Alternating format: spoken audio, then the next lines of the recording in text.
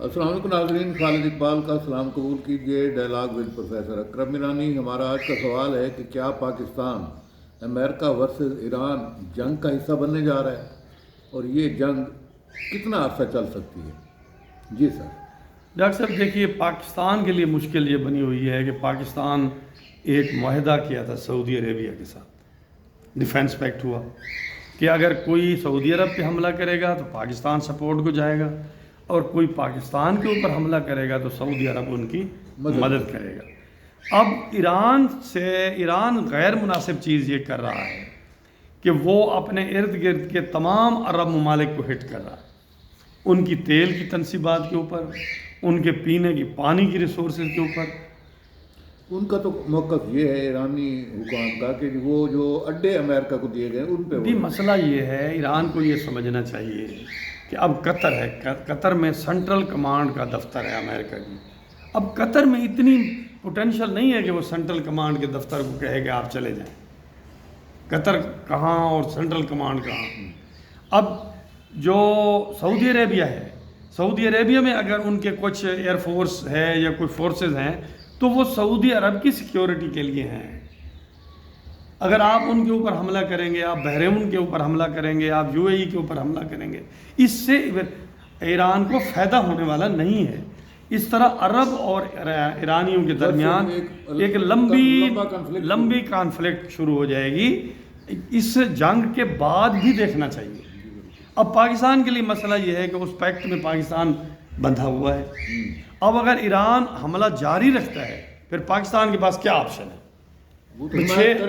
6 مہینے ہوئے ہیں پیکٹ کو، اگر پاکستان نہیں جاتا تو وہ سارے تعلقات خراب ہوتے ہیں۔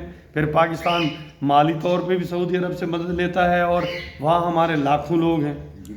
اب اگر وہاں جاتا ہے تو ہمارا نیبر ہے ایران، اور بہت سارے لوگ، ہمارے سارے لوگ ایران کے حمایتی ہیں۔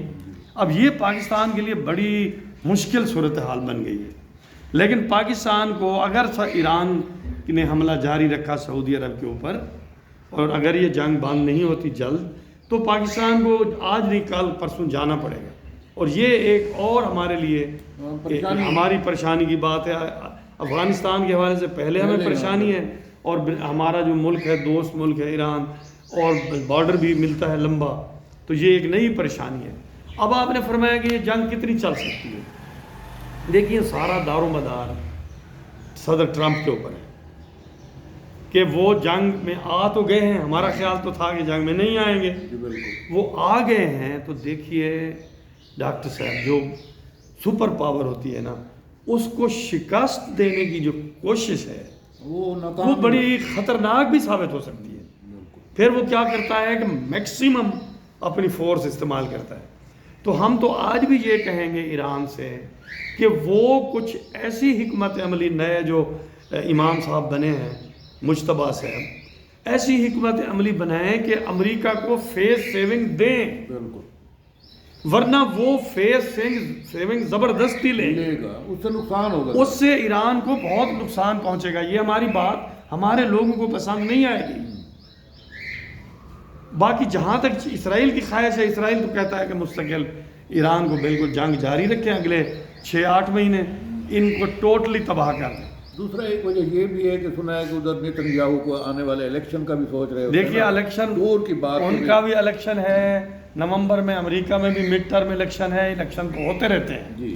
لیکن ہم یہ کہہ رہے ہیں کہ عرب ملک اور ایران مل کر یہ آپس میں لڑے نہیں، یہ خطے کے لیے مشکل صورتحال ہے۔ آپ مل کے کوئی ایسا پلان، حکمت عملی وسیع تناظر میں بنا کے لے جائیں تاکہ یہ جنگ جلد سے جلد بند ہو۔ اگر آپ ایک دوسرے سے بھی لڑیں گے اور چاہیں گے ہم امریکہ کو بھی شکست دیں، تو اس میں ایسے ویپنز بھی استعمال ہو سکتے ہیں بالکل، جو ایران کے لیے بہت بڑی تباہی لا سکتے ہیں، اور اسرائیل یہی چاہتا ہے۔ تو ہمیں چاہیے کہ ہم ایسی کوئی راستہ نکالیں تاکہ ایسی ایکسٹریم صورتحال پیدا نہ ہو۔ جی جناب، اسی مکالمے کے ساتھ اجازت دیجیے، اللہ حافظ۔